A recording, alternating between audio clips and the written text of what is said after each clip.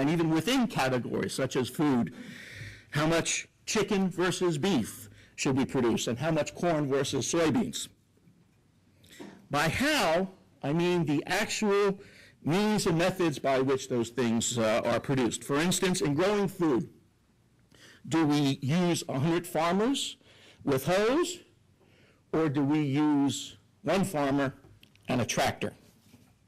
By whom, I mean who enjoys the fruits of all this production. Why is it that Larry Ellison of Oracle has a mega yacht and I have just a folder boat in my garage?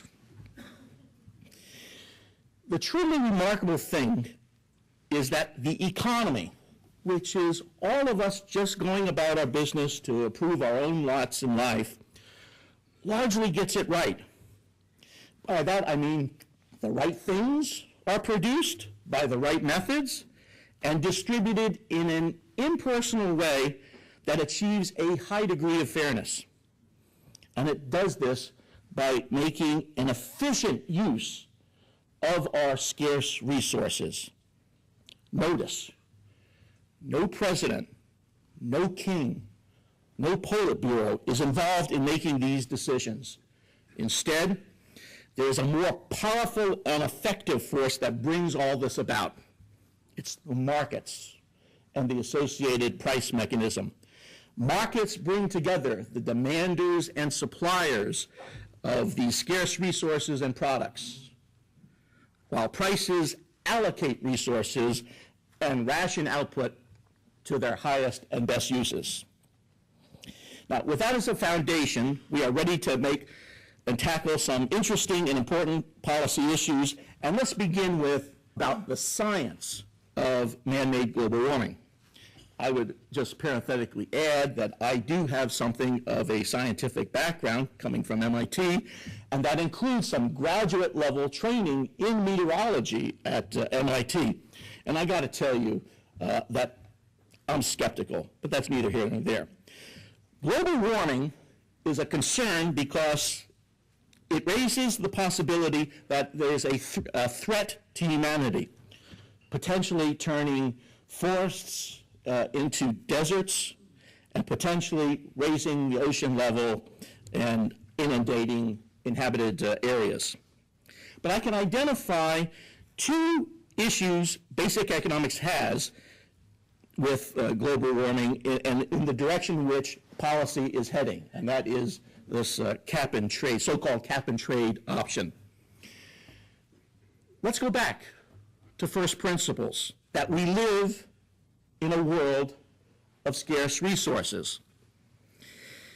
If it's the desire of humanity, if the desire is to help humanity and save humanity, aren't there alternative uses for those scarce resources? Untold thousands die of starvation every year.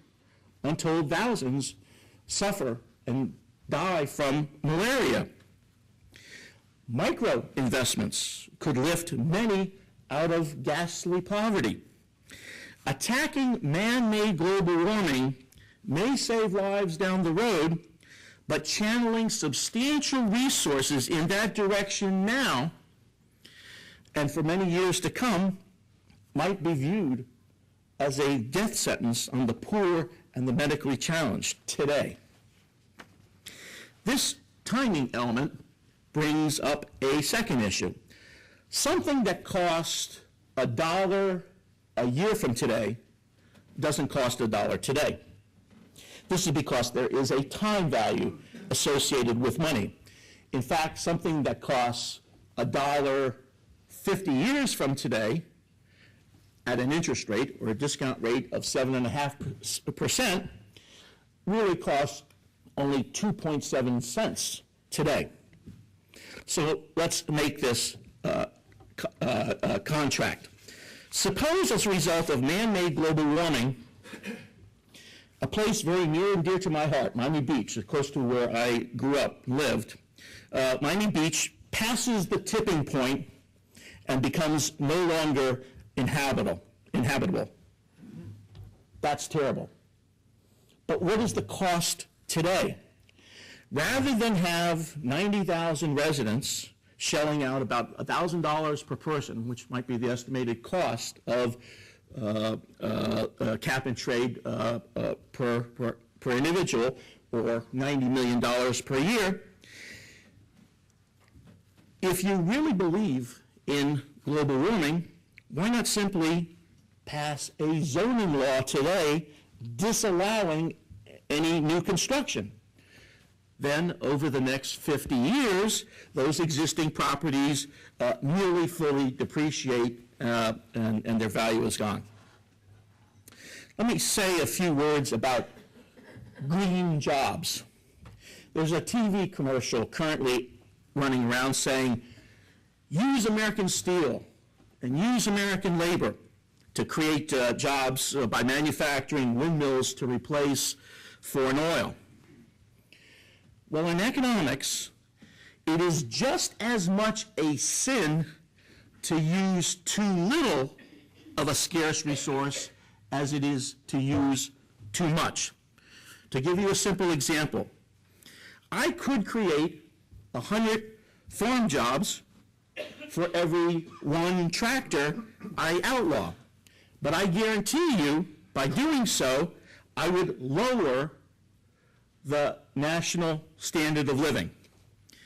Milton Friedman, in his infinite wisdom, observed this decades ago.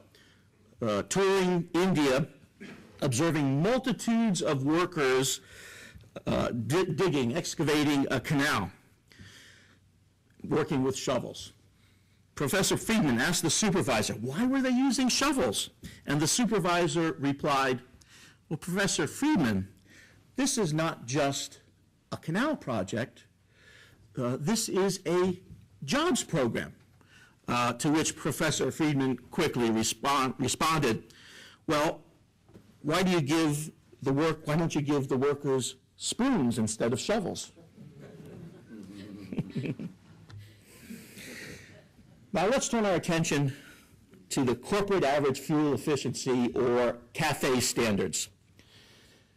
This is a ham-handed attempt by government to force automakers to produce vehicles, whether the public wants them or not, that achieves higher gas mileage.